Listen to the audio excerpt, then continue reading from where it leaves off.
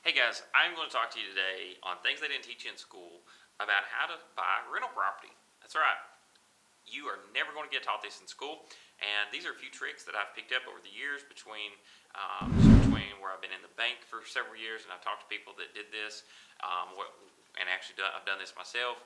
And these are a couple of things that help whenever you're trying to determine if you are going to pay the right price for a piece of property or not. There's two different ways I'm going to look at this. The first one is called the 10 times rule, and that is basically this: you take your gross rents, which is what somebody pays you to rent out your property that you're buying. Let's just say that that is $1,000 a month. You times that by 12 months equals $12,000. So you can expect to collect $12,000 per year from rent. Now, this does not take into consideration vacancy, which I'll talk about that in the other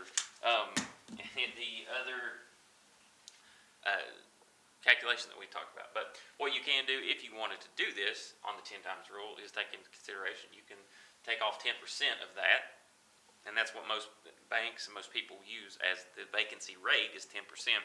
So that usually, if you're in a good area, if there's a high demand for rent, usually you never get there, so it's a little bit of an over-exaggeration, so it actually does work into your favor.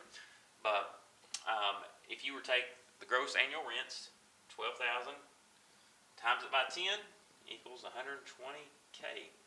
So if you can collect $1,000 a month, um, you can pay up to $120,000, and that's a fair deal. It's not a great deal, but it's a fair deal. And these are just to help you understand what might be a good deal. Not necessarily to say you're getting an awesome deal. There's still a lot of things that you need to take into consideration no matter what you're doing. If it's a single-family home, it's a multifamily, duplex, fourplex, whatever it is. You still need to do your homework, see when the last updates were done on the property. That's very important because that could cost you. If you got a 30-year-old property, the roof's never been changed on it, guess what? You're probably going to get left holding the bag trying to replace that roof, and that could be 5-10 grand easy. So you need to take that into consideration. You could say on this $120,000 property, say, man, it's going to cost me $10,000 to fix that roof. We need to take that off there. And you could also say, you know what, I need to consider a 10% vacancy. So take 12 grand off of that. So you take 120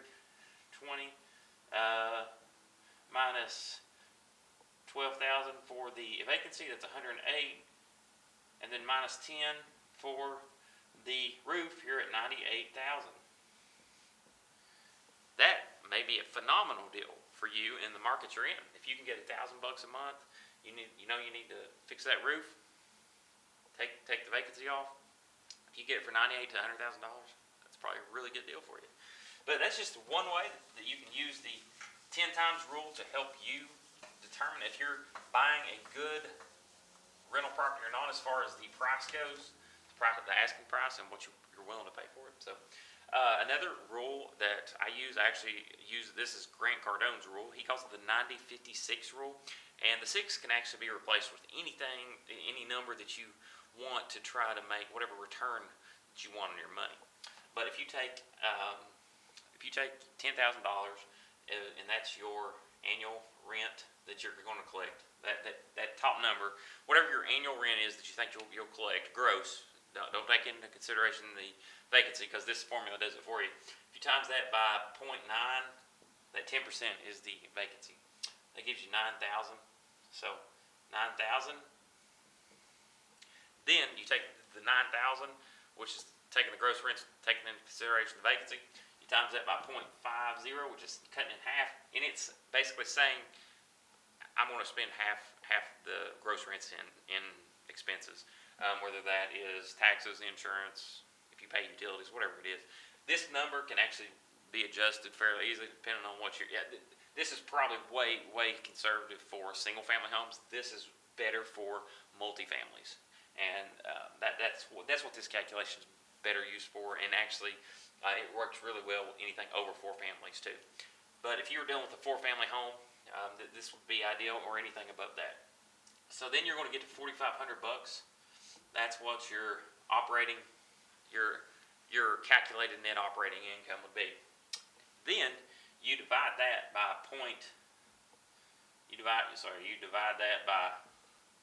0.06, which is 6%, and that's going to give you actually 75K. So you know that if you spend $75,000 on this property, you collect $10,000 in rent a year, taking into consideration occupancy, half in expenses. That's probably a really good deal for you, especially on a single family. But on a multifamily,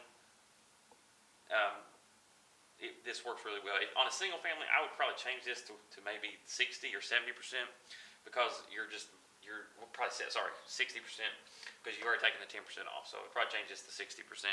That give you a little bit more leeway, a little bit more flexibility, because there's usually high problem. Not too often do you have more than 30% in expenses.